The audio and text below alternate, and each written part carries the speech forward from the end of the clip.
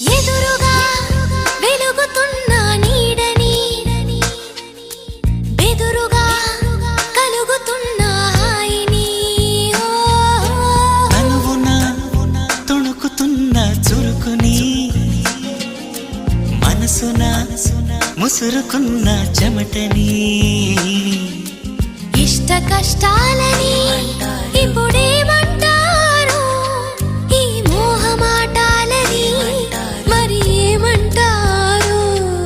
స్వల్ప భారాలని ఇప్పుడేమంటారు సమీప దూరాలని అసలేమంటారు జారే నింగిని దొరలాంటి దొంగని పాడే కొంగుని పరిమళించే రంగుని